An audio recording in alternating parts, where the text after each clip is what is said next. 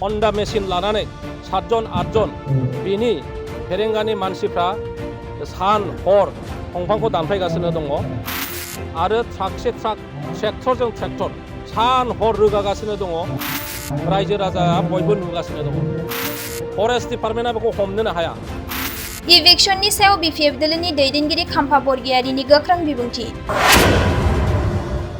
बिटिआरनि हाग्रा बिफाननि मावफुं सोद्रोमा इएम रन्जित बसुमतारिया गाव लखिमपुरनि थाखायनो सानजाहा थानाय न' थाखानायफोरखौनो हा गैया होननानै गावनि मानसिफोरखौ लोब लोब लाबोनानै हाग्रायाव सोनायखौ जों नुगासिनो दं खाम्फा बरगयारि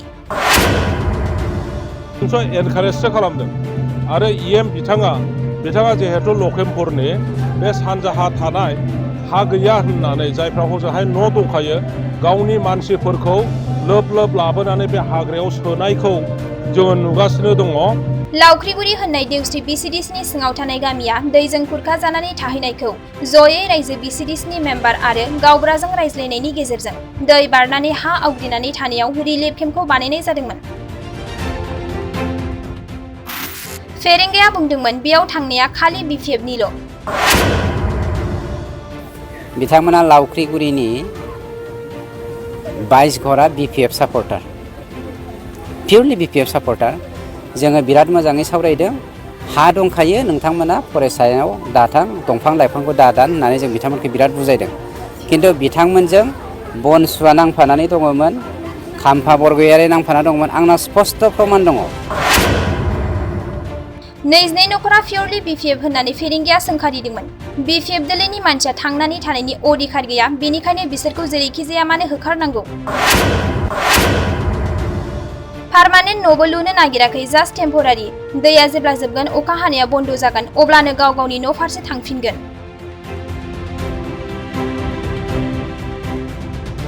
दा बे टेम्परारि रिलिफ केम्प थानायखौ सरकारनि दैदेनगिरिफोरा सहाय खालामनांगौ ना हेरेसमेन्ट होनांगौ खाम्फा बरगयारि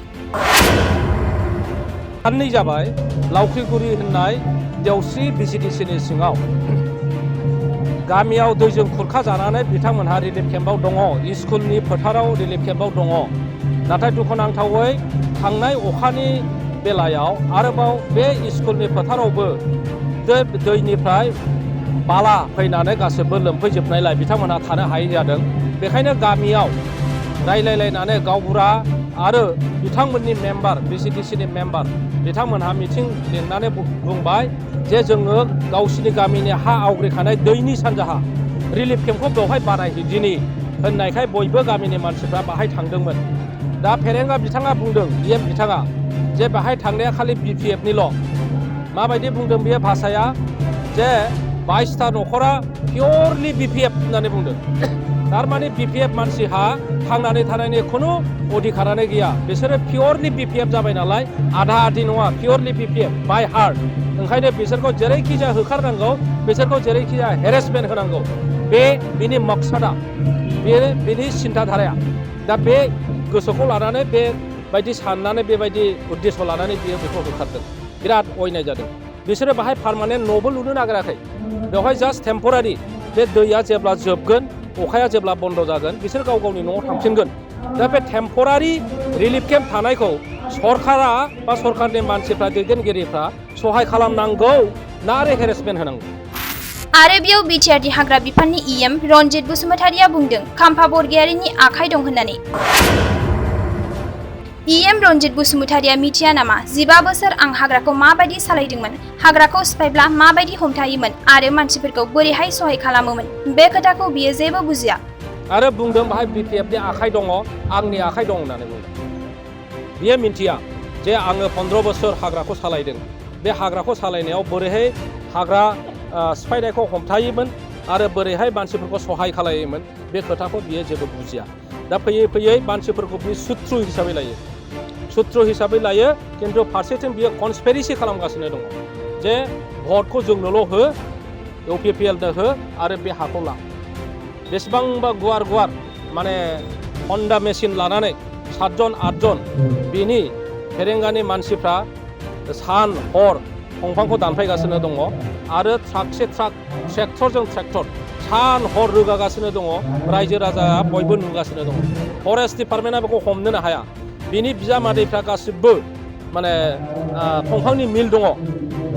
दंफांनि मिल दङ जोंनि दिनाव बिपिएफनि दिनाव आंनि दिनाव आङो गंसेबो दंफांनि मिल खालामफेराखैमोन बेयो गावनि न' सेर सेर आंनि समस्थियावनो आंनि समस्थियाव गोग्लैयो बिथाङा बे समस्थिनि सिङावनो दा 18था दंफां मिल बानायबाय 18था दंफां मिलनि आदारा बहा मोनगोन दंफांखौ बहा मोनगोन गावनो बिजामादैयानो दंफां मिल खालामबाय आरो हाग्रानिफ्राय जेसेबां लाबोयो फरेस्ट डिपार्टमेन्टआ हमोब्ला बेनो खोन्थाहरनोसै फेरेंगाया अफिसारखौ बुंहरनानै आरो बिसोरनो बिजामादैया बायना लायफिनजोबसै बेबायदि खालामदों आरो हाग्राया जोबनोसै सेरफांगुरियाव बाजाज बाइक लानो गोसो गुदुं सुबुंफोरनि थाखाय गाहाम खौरां क'क्राझार जिल्ला सेरफांगुरियाव थानाय फुंखा एन्टारप्राइज बाजाज शोरुमा फैगौ 25 सेप्तेम्बरनिफ्राय 29 सेप्तेम्बरसिम मेगा लर्न काम एक्सचेन्ज मेला खुंफुंगोन बायगिरि नोंथांमोनखौ मिथिहोहरनाय जायोदि डाउन पेमेन्टआ आरसि इन्सुरेन्स लाफानानै 10,999 रांनिफ्रायनो जागायगोन आरो 500 रां होग्रोनानै गोसोबायदि बाइकखौ आवग्रिना दोननो हागोन नोंथांमोनहा सेरफांगुरियाव थानाय फुंखा एन्टारप्राइज बाजाज शोरुमजों लोगोसे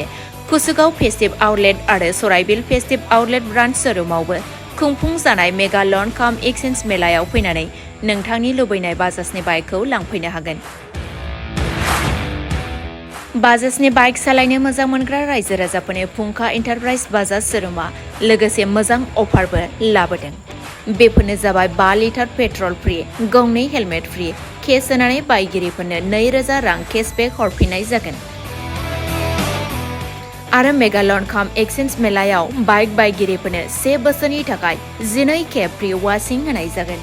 आबुङै मिथिबावनो थाखाय 6003817191 नङाब्ला 9101547892 आरो 9101598021 जानबुं नम्बराव खौरां लाहरनो हागोन